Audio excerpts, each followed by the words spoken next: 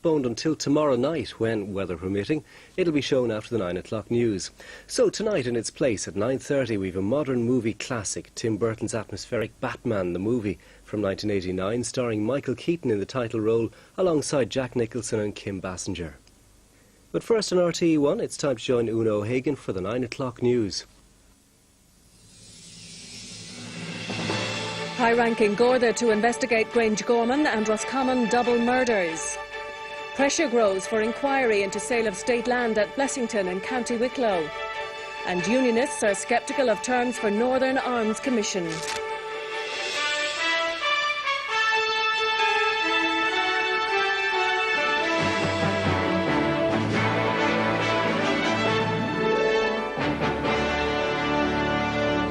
Good evening. The Garda Commissioner has appointed a high-ranking officer to examine the evidence in the double murder cases in Roscommon and Dublin. A statement from Garda headquarters said new information available to the investigating teams will be analysed as a matter of urgency.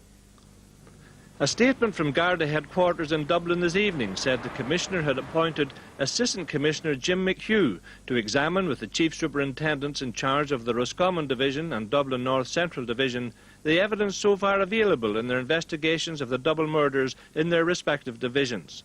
New information available to the investigating teams, the statement said, would, as a matter of urgency, be analysed and meticulously scrutinised. The bodies of two women were found in their Eastern Health Board home in the Grangegorman area of Dublin at 6 o'clock in the morning of March 7th last. Both had been stabbed. A 24-year-old man from Tala has been charged with the murder of one of the women. However, another man who has been charged with other serious offences now claimed that he killed the two women. Gardaí, who have been busy checking this statement in detail, already know from what they found at the scene that certain things the man says about it are not correct. In addition, they have now interviewed the people who were with the man in the city centre the previous night. These people have confirmed that they were with him until almost midnight, one of them until well after midnight. This, according to investigating Gardaí, means he could not have committed the murders at the time he claims he did. Nevertheless, there are one or two important aspects of the man's statement that have still to be checked out. Gardaí say that could take another few days, and a full report will then be sent to the Director of Public Prosecutions, who, on the basis of all the information before him, will decide what, if any, action should be taken. Because of the implications involved, the Garda Commissioner, Pat Byrne, has now decided that one of his Assistant Commissioners should take charge of the investigation and has pledged that the new information will be analysed as a matter of urgency. Meanwhile, Gardaí reiterate that there is no question at this stage of withdrawing the case against Dean Lyons, the man charged with one of the murders in Grangegorman. There's growing pressure in County Wicklow for an inquiry into the sale and rezoning of a valuable piece of land, estate land at Glending in Blessington. The Blessington Heritage Trust says it'll be making submissions to any new tribunal set up to investigate the relationship between business and politics. For the last number of years, the Blessington Heritage Trust has fought tooth and nail to save Glending. They say it's an area of major historical and archaeological value and should be kept for the people of Wicklow. Yet despite their efforts, it's about to become a sand and gravel pit. In 1991, the state sold Glending to Roadstone, a quarrying company, for £1.2 million without advertising the sale. Last year, the land was rezoned for quarrying in the face of huge local opposition. The Heritage Trust say they want to know why.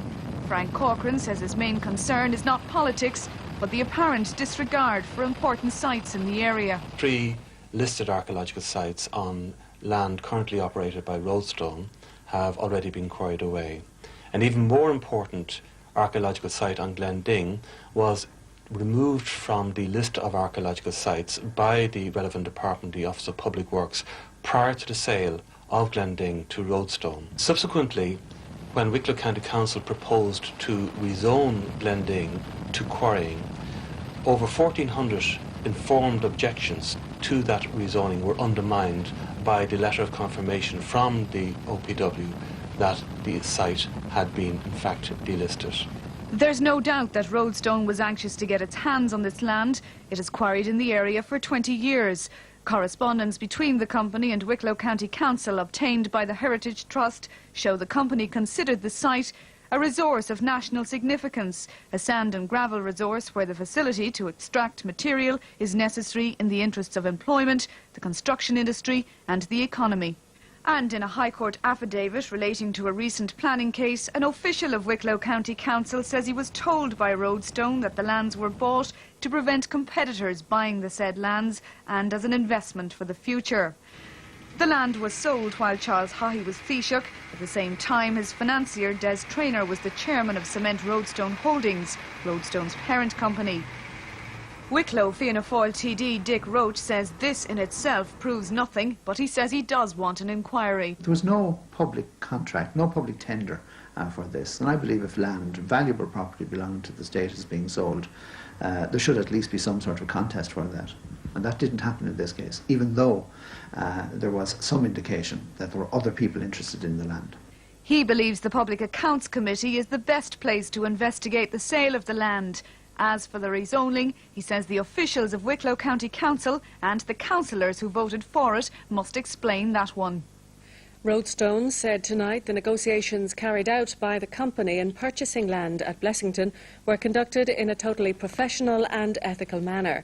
In a statement, the company said that the price paid for the 147 acres represented a very full valuation. The statement added that the negotiations and purchases were conducted exclusively by senior executives of Roadstone without any involvement of people at CRH Group level. The Cabinet will discuss the McCracken report tomorrow at its first meeting since late July. While it's expected to agree in principle to the setting up of a second tribunal, it will be at least a week before terms of reference are formulated. This evening, the Fine Gael leader John Bruton called on the former Taoiseach Charles Haughey to reveal voluntarily details of his financial affairs over the last 25 years. Although the government is anxious to bring forward the terms of reference of a new tribunal as quickly as possible, it's not expected that any firm decisions will be taken at tomorrow's meeting. Discussions will be of a preliminary nature and will focus on how to approach a new inquiry. What is certain is that there will be agreement in principle to set